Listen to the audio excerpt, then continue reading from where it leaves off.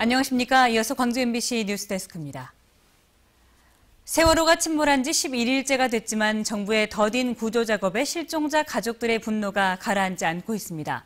정부는 적극적인 구조 활동을 하고 있다고 밝히고 있지만 11일째 생존자 구조 실적은 없습니다. 김양훈 기자입니다. 구조 인원 174명. 세월호 침몰 사고가 발생한 지난 16일 이후 숫자가 멈춰버렸습니다. 단 한 명도 생존자로 구조되지 못했습니다. 벌써 11일째 가족들의 간절함은 절망을 넘어 분노로 치닫고 있습니다. 한 명이라도 구조해야 되는 게 맞는 거 아니에요? 구조 작업을 지휘할 컨트롤 타워가 제대로 작동되지 않고 있다는 겁니다. 매일 수백 명을 수색 구조 작업에 투입한다는 정부 발표는 대기 인력 전체를 포함했다는 것이 알려지면서 가족들의 분노를 샀습니다. 오늘 또 구조 작업에 이렇다 할 성과가 나오지 않으면서 진도 팽목항에는 무거운 침묵과 정적만이 감돌고 있습니다. 유일하게 힘이 되고 있는 것은 팽목항에 전달되고 있는 국민들의 응원 메시지입니다.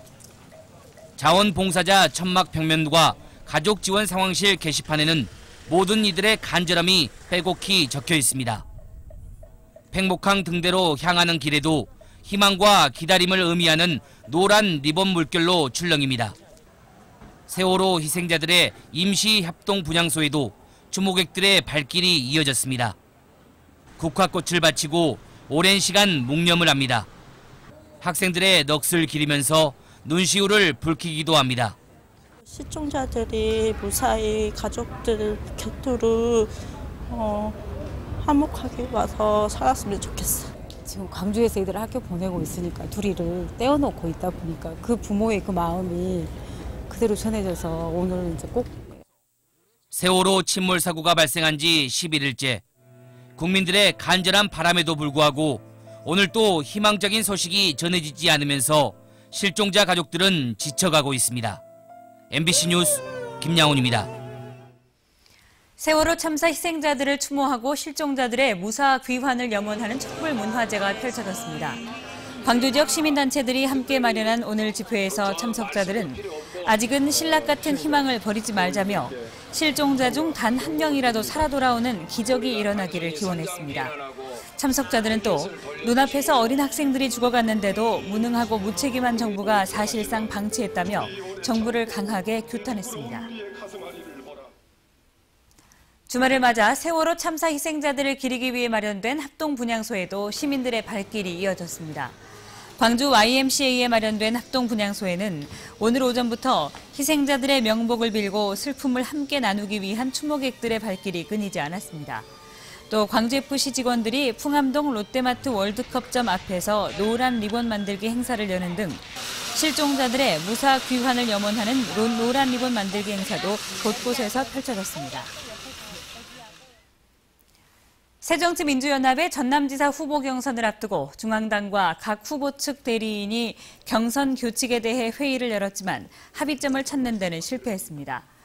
새정치민주연합은 전 국민이 애도하는 가운데 대규모 인원이 동원되는 공론조사는 부적절하다고 보고 100% 여론조사나 모바일 투표 등 다른 방식에 대해 논의했지만 경선 규칙이나 일정, 장소 등에 대해서 후보 간의 의견이 달라 합의에는 실패했습니다.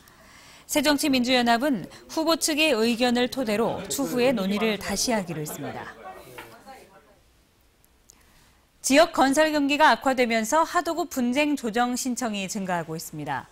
공정거래위 광주사무소에 따르면 건설공사 하도급 관련 분쟁 조정 신청 건수가 지난해 18건에서 올해는 4월까지 12건이 진행되고 있습니다. 또 지난 2012년부터 현재까지 접수된 52건의 분쟁 조정 가운데 하도급 대금 미지급이 40건으로 대부분을 차지했고 하도급 대금 부당 감액 5건, 부당한 위탁 취소 3건 등으로 나타났습니다. 벼 조기 재배 면적의 전남 지역 전체 논 면적의 13%까지 확대됩니다. 전라남도는 태풍과 병해충 피해를 덜고 햅쌀 시장 선점을 위해서 벼 조기 재배 면적을 전체 논의 13%인 2만 2천 헥타르 규모로 확대하기로 했다고 밝혔습니다.